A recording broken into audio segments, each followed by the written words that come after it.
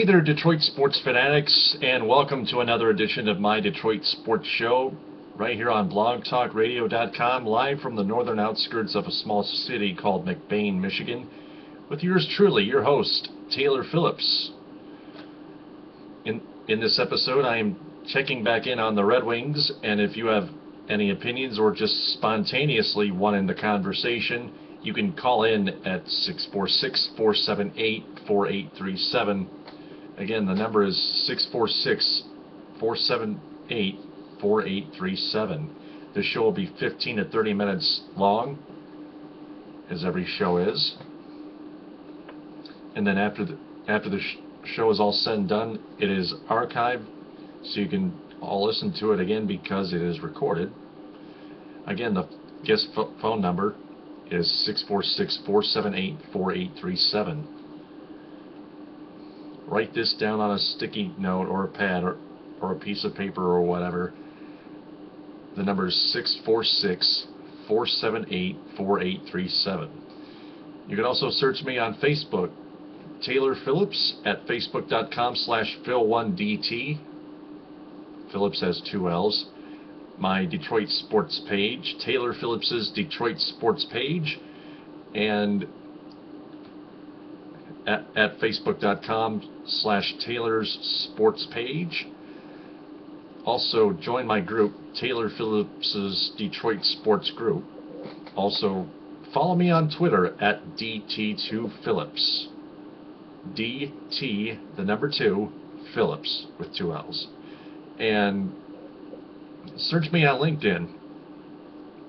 Connect with me, Taylor Phillips, and follow me, friend me on Google, Taylor Phillips. I am simulcasting on YouTube. Subscribe to my channel, Taylor Phillips.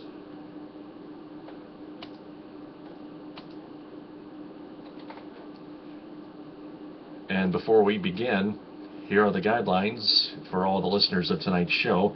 Number 1, if you have called in as a guest or a co-host, stay on the line so I can get to you for a talk. If you hang up by mistake, not a big deal. Just redial this number, 646-478-4837, and then stay on the line. It's that simple. And you'll have a total of this entire 30-minute show. Number 2, keep it very clean. No swearing, no explicit garbage or anything like that, or hate or graphic violence talk, anything below the belt. Take that out of here. Number 3, treat each other with respect. No verbal abuse either, or you're muted. Number 4, if you don't know much about Detroit sports, you can still just listen. It's up to you. Number 5, stay on the topic with me. And number 6, I will ask at least one question and go off the record a little as the show goes along. Now, starting off with last Tuesday night, this whole week was a homestand, and it started out horribly. The Wings got shut out by the Predators 2-0 because they were only playing for luck. They were just trying to play not to lose, and they weren't even trying to win the game. And I thought, man, there are a bunch of cowards out there on the ice. They're getting outshot, and they're not getting many shots on goal.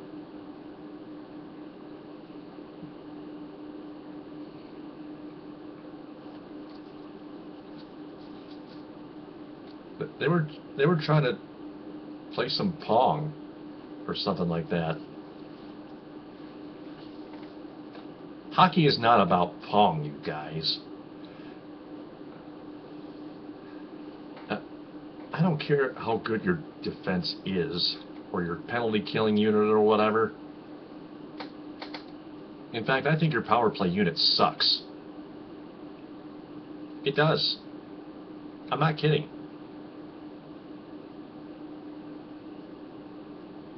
You know why? Because you guys just can't stay out of the box.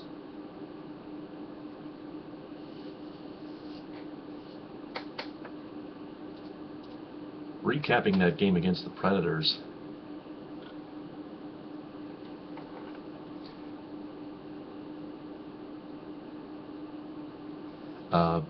Predators goaltender Marek Mazanek made 27 saves, which, for the shout-out, 27 shots on goal, like I said, was not enough.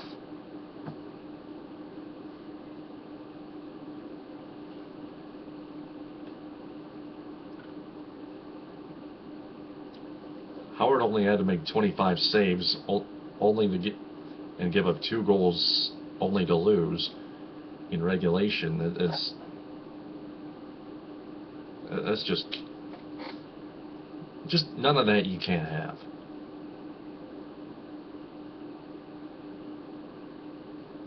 But that was because Detroit was missing Gustav Nyquist until he returned when the Wings were preparing for their game against the Carolina Hurricanes last Thursday. And right off the bat, Gustav Nyquist got them on the board 17 seconds into the game.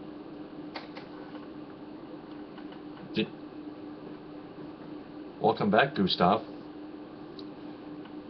And they didn't even need a power play on this one. There was no whistle in between. Despite the opening face-off being won by those Canes, the Red Wings were able to dump the puck in, create an opportunity, and then Nyquist just found a rebound and just quickly took advantage without hesitation, and it went in. It went through the 5-hole and into the back of the net. His second goal also found the back of the net 5-hole.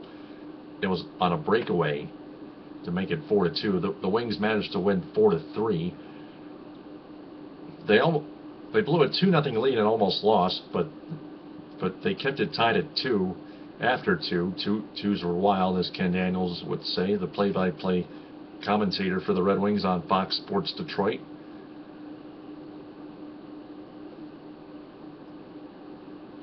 And the Red Wings managed only to allow the third goal with just 15.9 seconds left, which is a little too late.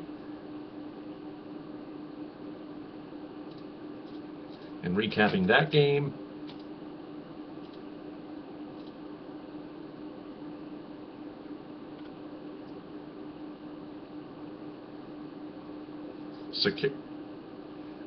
Andrei Sekera also had 2 goals, but Darren Helm and Nicholas Kronwall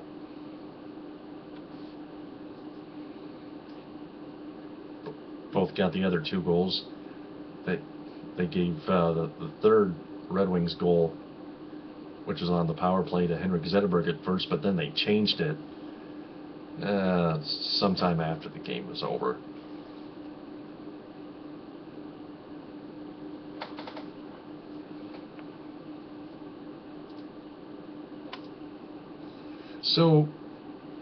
So from there, I thought the Red Wings would.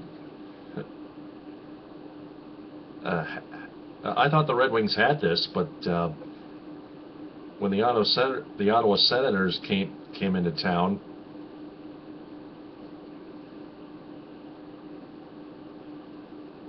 despite the Red Wings starting off with a 1-0 lead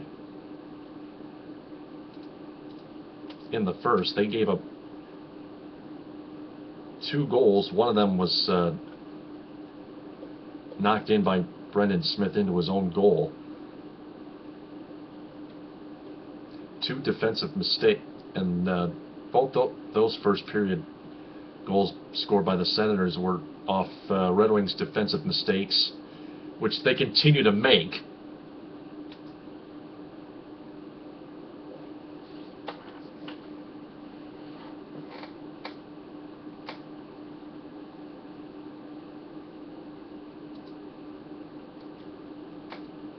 And as the show started, I got a message on my personal profile from Andy Shambo, one of my classmates from BCA 311, saying it was a very sloppy game, the Senators game tonight. To make room for Nyquist, watch out. They could try to move Dan Cleary or even Johan Franzen for a defenseman or a draft pick for Dan Cleary. And I replied to him, I agree. Because the Red Wings have got to make some move. You know what I mean? Some of their players, I mean, Dan Cleary and Johan Franzen were playing the game a little bit. They were just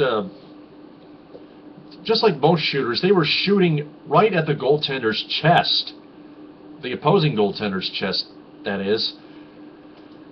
And that's just not how you score a goal. It's not how you score goals.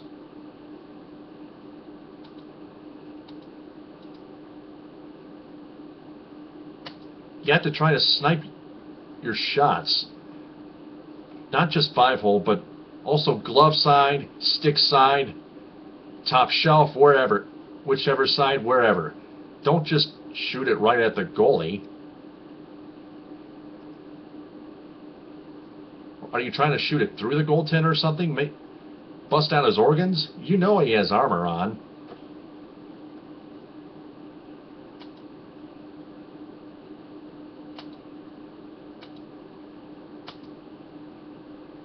And that puck can never penetrate a hockey player's protective armor. This isn't science fiction here. It doesn't take rocket science to score a goal if you're an NHL player.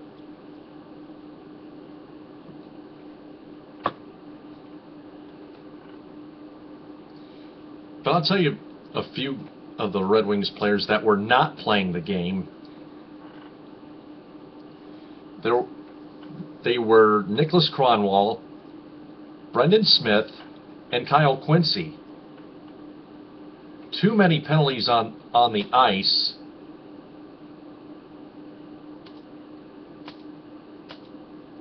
And way too much ice time wasted by fighting with Ottawa Senators players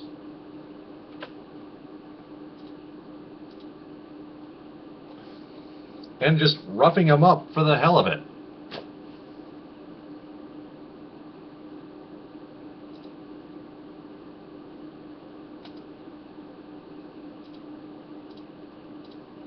Is that how you play the game? No. I'd call that unsportsmanlike conduct. Of course the Ottawa Senators players rough you guys up. And of course the referees didn't give you the calls you wanted, but those are all excuses, and you retaliate. I know how frustrating that is, but come on, let it all go and play the game.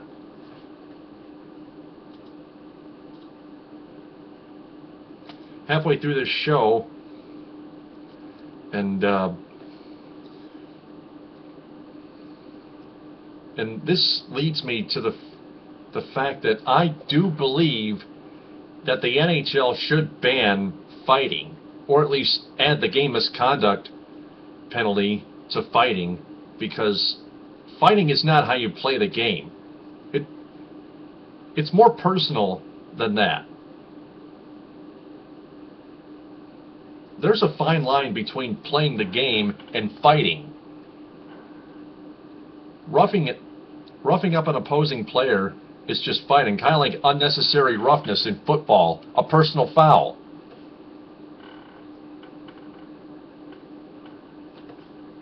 It just burns me, sets me off. It's just a total and complete waste of time. I don't care who you are in any league or sport.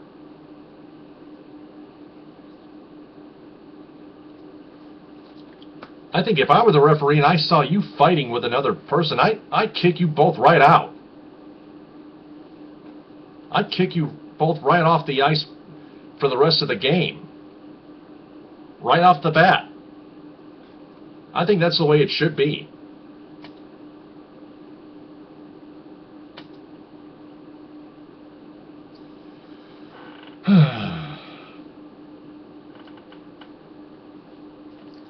So, Cronwall, for example, well, I'll get to the Cronwall late penalty in just seconds, but Datsuk tied the game at 2 on a 5-on-3 fluky goal on a power play, but just less than a minute after that, the Red Wings fall.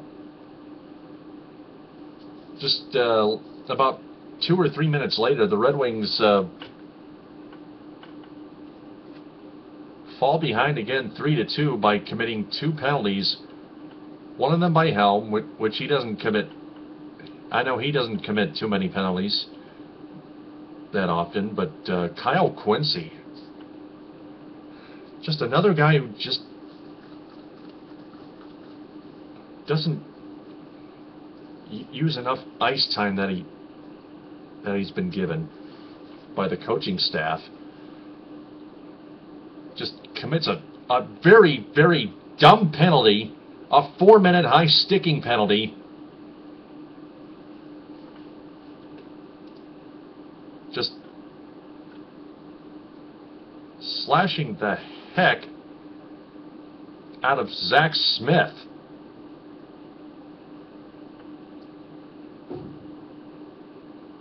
At 2:30, just 2:36 into the third period,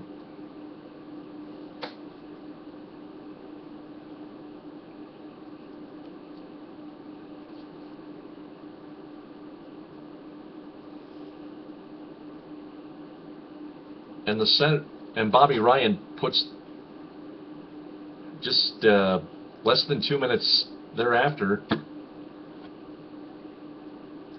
Puts the Senators back on top 3-2. Just 3:51 into the third period, and that would be the game winner of the game in this one, as Nicholas Cronwall added self-insult to self-injury for his team by committing another dumb penalty by pushing Bobby Ryan down to the ground when they were kind of fighting for that puck in that far right corner of the boards, in the end boards.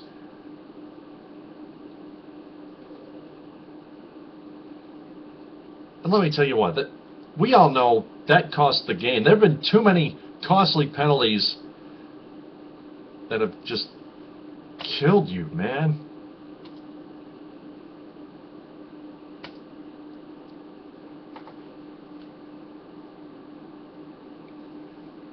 Cronwall, you're one of the guys that always cares about hitting people and Cronwalling people. Are you not going to play the game anymore? Come on. If not, go out on the alley and just check people to the brick walls or something. Be a gangster or something. For all I care. Don't play hockey anymore.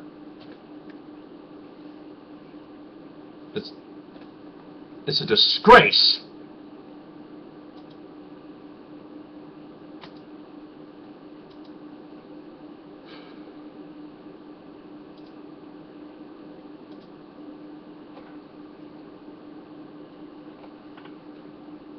Wasting ice time by retaliating physically against opposing players and too much ice time in the penalty box, it's just not how you play the game.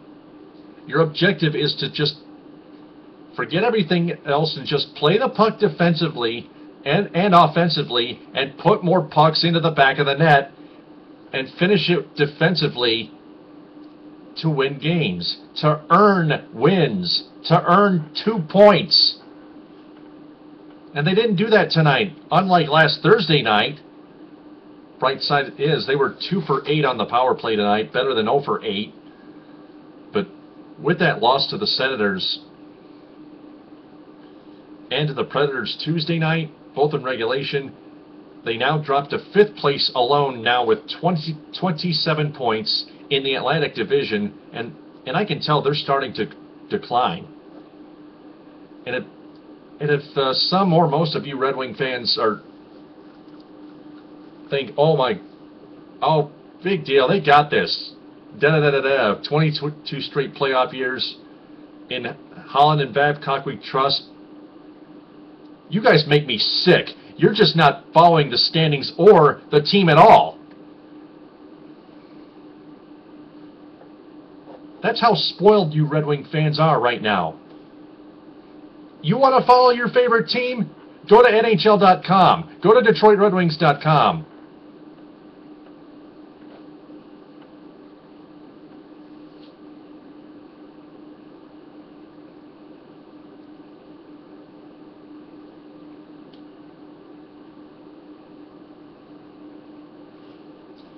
Eight minutes left on the show, and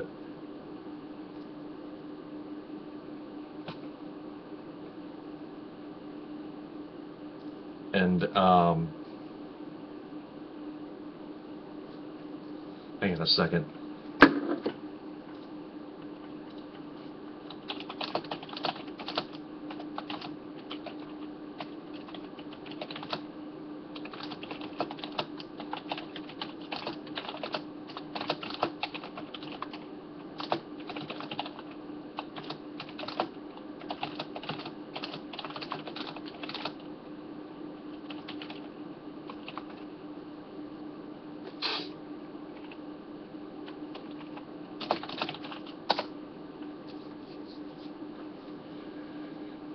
So I sent another message to Andy Shambo saying, well, sort of agree.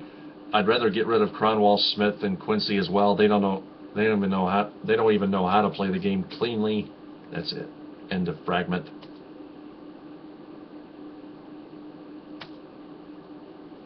So again, I'm simulcasting on YouTube in this Red Wings edition of Taylor's Detroit Sports Show. I am Taylor Phillips. If you have any opinions, call 646-478-4837. You have less than 7 minutes to go to do so. 6:39 and counting to be exact. Search me on Facebook, Taylor Phillips. Taylor Phillips' Detroit Sports page. Taylor Phillips' Detroit Sports Group. On Twitter at DT2Phillips. On LinkedIn, Taylor Phillips. On Google, Taylor Phillips. And subscribe to YouTube's channel, Taylor Phillips. Coming up next week,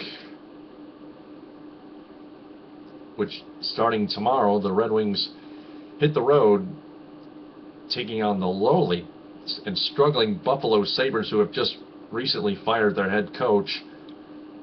That game is in Buffalo tomorrow at 5 p.m. That's on Fox Sports Detroit. Then Wednesday, they return home to take on the Boston Bruins, the defending Eastern Conference champions. They'll be on either the NBC Sports Network or Fox Sports Detroit. Check your cable or satellite listings. And then Friday, the Red Wings go to Long Island again. They get to play the Islanders more often now since they're in the Eastern Conference. That game is on Black Friday in New York against the Islanders at 4 o'clock on Fox Sports Detroit. Going a little off the record here, the Grand Rapids Griffins, their AHL affiliate, just edged the Chicago Wolves on the road 2-1 last night.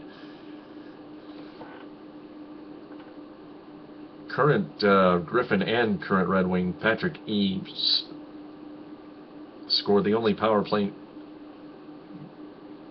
goal of the night on the only power play of the night for the Griffins, and which was the difference maker.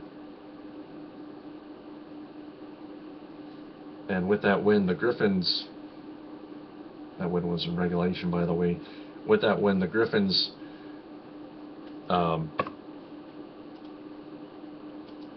stay atop the Midwest Division at 13 wins, 4 regulation losses, 1 overtime loss, and 1 shootout loss, including 9-2, 1-1 on the road. Teemu Pulkkinen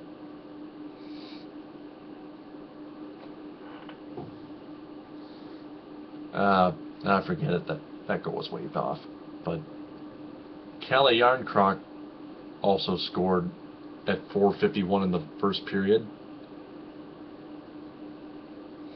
And Alexei Marchenko and Tomas Jurko, who I think the Red Wings should call up, got the assists on Järnkrok's goal. And Peter Mrazek stopped 31 out of 32 shots to earn his 3rd consecutive win. Their next game is against the Texas Stars, which is Friday at 7 at Van Andel Arena. You'll hear that on Wood Radio 1300 AM and 106.9 FM. If you're in the Grand Rapids area and Muskegon area, Grand Rapids is 1300 AM and Muskegon and 106.9 FM is in Muskegon. You can also stream it all around the world on iHeartRadio, on Wood Radio, everywhere you go on your PC or your laptop.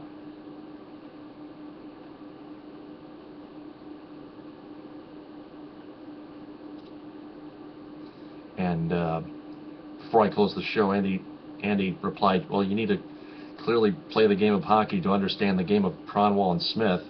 They are some great-minded defensive defensemen. I know you hate Smith, but you need to remember how young he is and how inexperienced he is. He'll adjust his for Kronwall is a great number 2 defenseman who got thrusted into a number 1 spot. Quincy, yeah, he was destroyed when he went to Colorado, who had no one to develop him, and he came here still raw at the age of 26, which is awful. Yeah, they are still young. They are. I got to admit that. They have to start. Just one point. They have to start playing like real grown NHL players. This isn't the AHL. This is the NHL.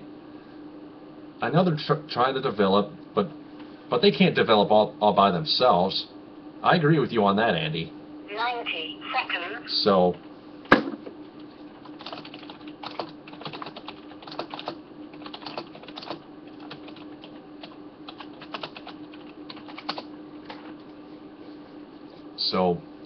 I replied, I agree. They need him. They need to help them develop better.